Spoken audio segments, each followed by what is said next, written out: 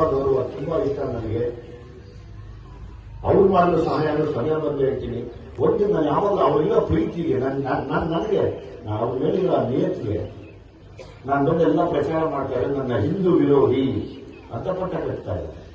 ಸಂತೋಷ. ನೀವೇನೋ ಹೇಳಿದ್ದಕ್ಕೆ ಖುಷಿ ಪಡ್ತಾ ಇದ್ದೀರ.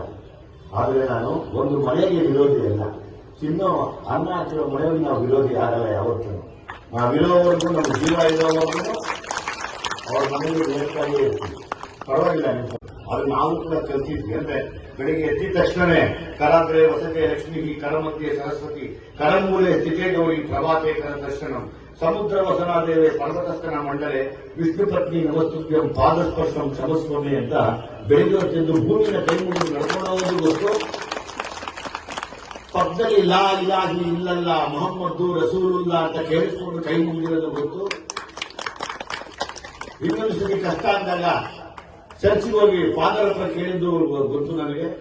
ಈ ಎಲ್ಲವನ್ನೂ ಕಲಿತಾ ಬಂದಿದ್ವಿ ನಾವು. ಅವತ್ತು ನಮ್ಮ ಅಮ್ಮ ಹೇಳ್ಕೊಂಡಿದ್ದು ಒಂದೇ, ಕುವೆಂಪುರವ್ರ ಮಾತು, ನಮ್ಮ ನಡೆ ನುಡಿಯಲ್ಲೂ ಸರ್ವಜನಾಂಗದ ಶಾಂತಿಯ ತೋಟ ತರ ಇರಬೇಕಪ್ಪ.